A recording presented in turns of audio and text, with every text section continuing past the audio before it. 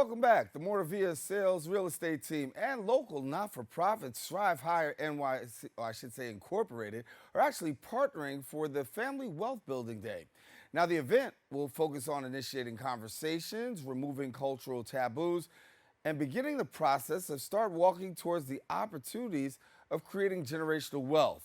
And joining us now to share more, we have the real estate salesperson and team leaders at the Moravilla Realty, Adan Morales and Vanessa Villanueva. And thank you, Adan. Thank you, Vanessa, for being with us, and glad to have you. Glad to Yes, be thank here. you so much for having us. We're super excited about this. Well, super excited to have you and really talk about this because, in a lot of ways, you're really tackling wealth building, and that is something that really is a challenge for many in minority communities. So, Vanessa, give me a little bit about your mission here. Sure.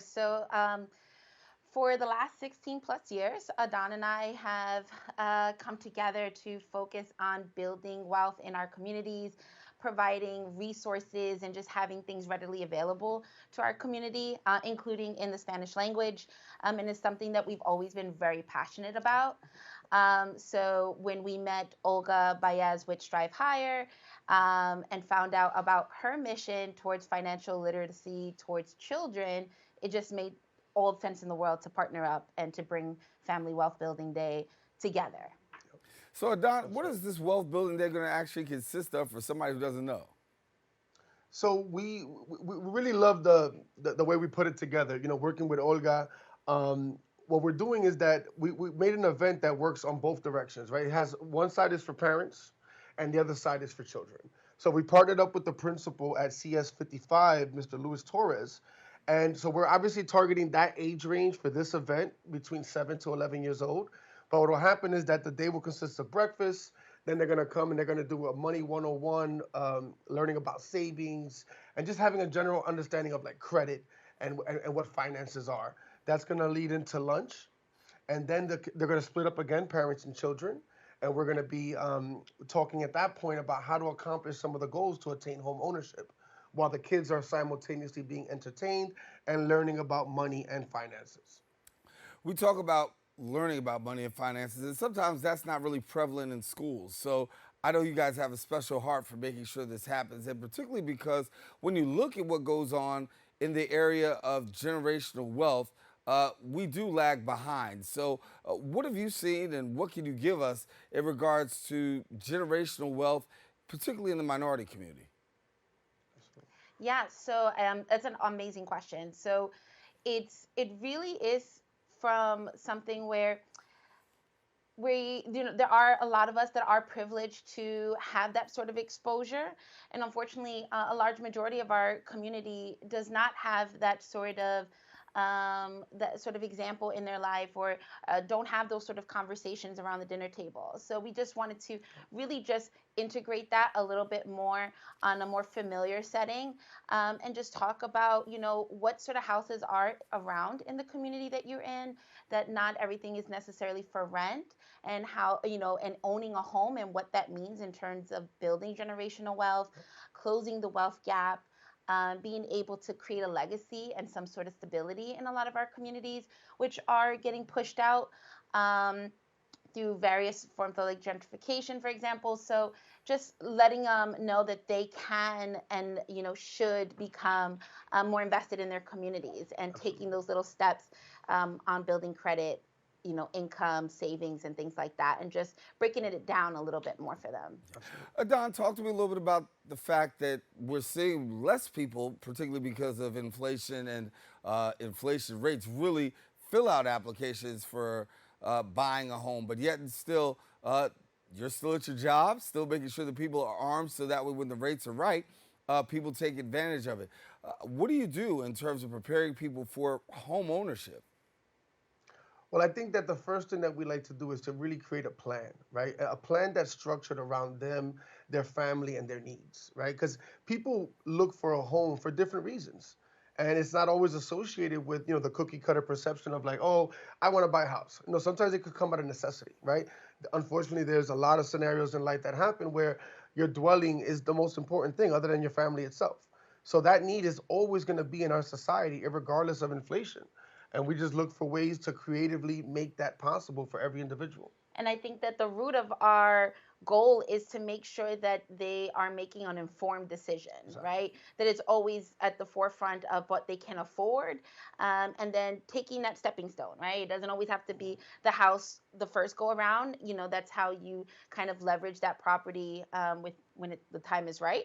So just getting them started is always better to Absolutely. buy or There's own there's no versus there's renting. very rare scenarios where it makes sense to rent over owning. Yes. Right. Even buying a starter property, like for example, my mother purchased a $90,000 co-op when I was about 9 years old, and she busted her butt to make that happen. That co-op 10 years later turned into the money to buy the house that she lives in now. She lives in Bergen County. She's got a pool. That all started with that apartment that she bought. With that $9,000 down payment. So It changes your yeah, mindset. it's a vessel. It Right. really is. So for people who are watching right now, I know that they want to think, what do I do in order to get in? How do I participate in this? What's necessary for them to be able to participate in this forum? Yeah, so the event is totally free. We have amazing sponsors through the New York City Hispanic Chambers of Commerce, DoorDash, Chase, and can go visit the Eventbrite link, that'll probably pop up on the screen here, and you're just gonna RSVP, show up, and just be open to learning and asking a ton of That's questions. it. That's what we're gonna be That's here it. for. Yep. Just bring an open mind, and that's all we ask. And Adan, one of the things I like about what you're doing is not only are you involving adults, you're really tackling the area of children and introducing this to children at an early age. Were you actually exposed to this at an early age? I was not, and I paid the price for it. To be honest with you, I'm a first generation Dominican. My mother is like literally my hero. She got educated, she did her thing, she worked her butt off. But finances was not something that we talked about. And I honestly it wasn't until about 10 years ago that I finally embraced finances and started tackling it. You talk about generational wealth, and you talk about even in some ways like systemic disenfranchisement, right? When you have a generation that's teaching a younger generation, you have to eliminate the gap. If mom cannot talk about it with their child, there's a gap there, right? And that's what we're trying to do, is hit both at once, so that those generations moving forward in that family are not going to have these taboos and are going to understand financial literacy. Yeah. We don't want people getting their first $300 credit card, and their credit's ruined for 10 years to come. And that's what happens to a lot of young kids that are going to college or starting their lives. They make one mistake in the beginning because they didn't know any better. So our job is to try to teach them. Yeah. And Vanessa, for yourself, was it an early entry into financial literacy, or are you two a late bloomer? No, so I was very fortunate, that my She's mom better than me. that my mom exposed me very young. I'm a second generation realtor, so my mom always talked about just ownership and different investment opportunities, but her core of her being was always to share that with families that maybe were intimidated by it, had questions and didn't know where to start. So she always promoted that within our communities, and that's definitely rubbed off on me, And it's a beautiful plenty. thing. You So can really see how those opportunities literally change that entire family's life yeah, for every generation to come. The impact that home ownership has on filling in this gap, it's very, very powerful. Yeah, and it's amazing to see those people who are introduced to it early, how far ahead sometimes they are simply because they were yeah, introduced to it early. But what you're doing is you are changing generations, creating wealth opportunities through this informational platform. And so I want to thank you both for being with us and the work that you're doing. If you want to know, it's the Moravilla Real Estate Moravilla Realty, and they have a special program that you can join in on the website moravilla.com. Also follow them on Facebook and Instagram at Moravilla NYC. And I want to thank you both for being with us, and congratulations. And hopefully we'll see a lot of people participate in the program. Thank you yes. so Looking much. forward Thank to you it. so Thank you much. so much, everyone.